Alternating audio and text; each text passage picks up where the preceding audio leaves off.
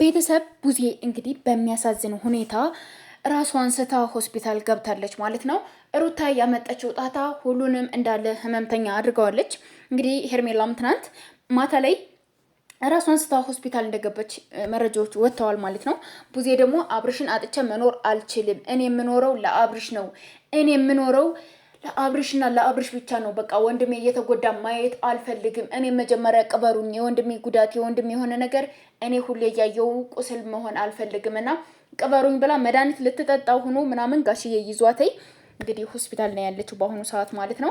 በጣም በጣም ነው የሚያሳዝነው። ሩታ እንግዲህ አንቺ ባለዬ ማለት መጀመሪያ ትዳርሽን በተንሽ ምናምን። እኔ ብዙዎቻችሁ ይገርመኛል፣ ሄርሜላ ነው እንደዚህ ያደረገችው፣ ሄርሜላ ናት እንደዚህ እንትን ያለችው። አብርሽ ጤነኛ ሆኖ አይታችሁት ነው እናንተ እንደዛ የምትሉት?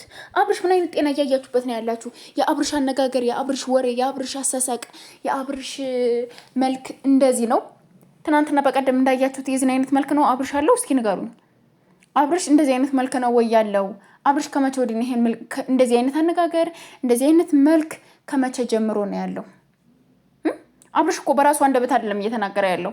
አብርሽ እሷን ምን ልበላት ምን ላውራ እንዴ? አይናቸውን እኮ ነው ፍጥጥ እያለ የሚያይ የሆነ የሚመቱት የሆነ ህፃን አጥፍቶ ይሄን ነገር መልስ ለምን እንደዚህ ያደረክ ምናምን ብላችሁ ስትቆጡት አይናችሁን ያያል አይደለ? አብርሽ ደግሞ ልክ ኤፍሬምና ሩታን እንደዛ ነው እያያቸው ያለው። አይናቸው ነው ያለኝ። በቃ ምን ይናገሩ ይሆን? አሁንስ ምን ይበሉ? ምን ልበል እንዴ? ይመልሳል እንዴ? በግዴታ እኮ ነው አልወድሽም በላት፣ ሩታን ማፈቀር በላት፣ እንደዚህ በላት እያሉ እያስጨነቁት በግዴታ እኮ ነው እንትን ያለው። እና እኔ ከምር ለአብርሽ ማን አለ? የአብርሽ ወንድም የታል? የአብርሽ ወንድም ዴብ አስመሳይ ነው። ዴብ ራሱ አስመሳይ፣ ከሩታ ጎን ያለ ሽሙጥሙጥ የሚል አስመሳይ ነው። ገባችሁ አይደለ? ዴብ ማለት ነው። ይሄ ደህና ሰው ምናምን መስሏችሁ እንዳይመስላችሁ። በጣም ባለየ ነው። በጣም ከምላችሁ በላይ በጣም ባለየ ሰው ነው ዴብ ራሱ ማለት ነው። ገባችሁ? ዴብ በጣም እኔ እንጃ ቃላት የለኝም ለሱ የሆነ ነገር መልሶ እንትን ይበለው። ለአብርሽ የነበረችው እህት ቡዜ ነው የነበረች። ቡዜ ደግሞ በንዴት ራሷን ልታጠፋ መድኃኒት ልትጠጣ ስትል ተያዘች። አሁን ሆስፒታል ነው ያለችው። ይሄን ሁሉ ያመጣው ማናት? እቺ አረመኔ ደብተራ፣ እቺ ይሄ ምንድን ነው ጠንቋይ ለጠንቋይ ቤት እየዞረች መከረውን እያበለችው ቆየች አብርሽን። ለአብርሽ እንኳን ቡዜ ይቅርና እኔ እንጃ አላቅም። በዚህ አጋጣሚ ዝም ያለችሁ እህቶቹ አለሽ። ኤልዱ ድሮም ቢሆን አመተሽ ከሱ ጋር ያጫበጥሽው አንቺ ነሽ። አሁንም ቢሆን የልጁን ጤና ልጁን ከየትም ብለሽ ጤናውን ልትመልሺ ከሷን ልትጅ የምትይው እንትና ነሽ፣ ኤልዱ ነሽ። ኤልዱ አንለቃትም። ሁላችሁም ሼር እያደረጋችሁ አድርሱላት ለኤልዱ ማለት ነው። ባለዬ እሷ ናት ለአብርሽ እንደዚህ እሾ ተከላበት የቀረችው። አብርሽ እንደዚህ እንትን ብለው የቀረችው ቡዜ ናት። ቡዜ መጀመሪያ ናት እያንከራፈፈች ይዛበት መጠች። አሁን ይኸው ስቃይ ያያል፣ መከራ ያያል በሷ ማለት ነው። በሷ ስቃይና መከራ ያያል። ይሄው ሁሉ የቡዜ ውጤት ነው። ቡዜ ግን አሁን ወንድሟ ሲታመም የለችም። ሃይሚ ምንድነው የምትሰሪው እንዴ? አብርሽ እኮ ነው ለዚህ ያደረሰሽ። ማርያምን አብርሽ እኮ ነው ሚዲያ እንድትወጪ ያደረገሽ። ከአብርሽ በፊት ከማን ቻናል መተሽ ነበረ? ሃይሚ ለምንድን ነው ወንድምሽን ለምን እንደዚህ ታደርጊዋለሽ? ወንድሜ ምን እየሆንክ ነው ብለሽ ለምንድን ነው ጸበል ማትወስጂው? ለምንድን ነው ከወንድምሽ ጎን ማትሆኒው?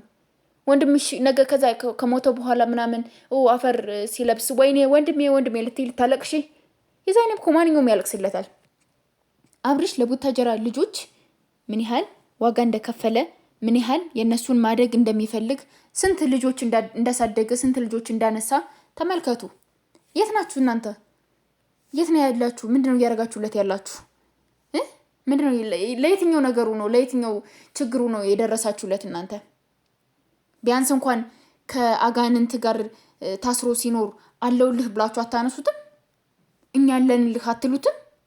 በጣም ነው የምታሳፍሩት።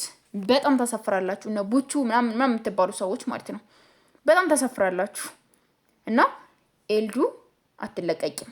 መተሽ ሩታን የሆነ ነገር አድርገሽ መጀመሪያ በግዴታ ከህይወት ውስጥ እንዳስገባሽው ሁሉ አሁን ደግሞ በግዴታ ያደረገችውን ነገር ልታስፈችለት ይገባሻል።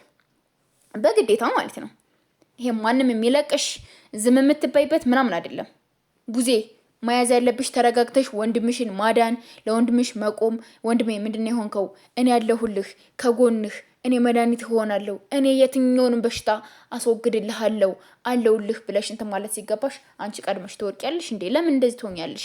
ለምን እንደዚህ ስሜታዊ ትሆኛለሽ እንዴ? ነገሮችን እኮ ቀስ ብለሽ አስበሽ ምናምን ነው መወሰን ያለብሽ እንጂ እንዲህ ሆይ ሆይታ በእንትን በተባለው አይደለም እንትን ማለት ያለብሽ። ለምን እንደዛ እንዴ? አንቺ እኮ ጎበዝ፣ ጠንካራ ጀግና ነሽ። ማርያምን ጀግና ነሽ። ከወንድምሽ አንቺ ሲጀመር ድሮም ጠርጥረሽ ነበር። የሚሰማሽ አተሽ፣ የሚረዳሽ አተሽ። ወንድምሽ አልሰማ ብሎ ነው አሁን በሰው ይዛ አሳቅፈው ምናምን የሄደችው። ገባችሁ? ስለዚህ አሁን ደግሞ አርግዛ የሆነ ነገር ሆና ከሌላ ሸሸገዳይ ስትል ከኤፍሬም ቆይታ አብርሽ ሰሞኑን አስረግዞኛል፣ የታባትም ማትሄድ ይኸው ልጅ እንትን ብዬ ይሄን ታቅፌ ይሄን በሆዴ ይዤ እንዴት ልኖር እችላለሁ ምናምን ብላ ነው እንደዚህ መከራ የምታበላው ማለት ነው። እንደዛ ነው።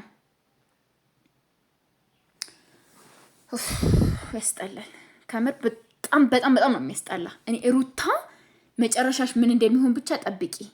አንቺ ባለዬ መጨረሻሽ ምን እንደሚሆን ከምር ስቃይ ታያታለሽ። እንዲው ቂጥሽን እንዲው እከክ ወርሶ እንዲው ለንፎክክ ሲሰድሽ ይኖር ምናምኑ። ሌላ ምንም አልመኝልሽም ላንቺ። ይደርሳል። ማንንም ሰው ያጨደውን ነው እንትን የሚለው የዘረውን ነው የሚያጨደው። ጠብቁ።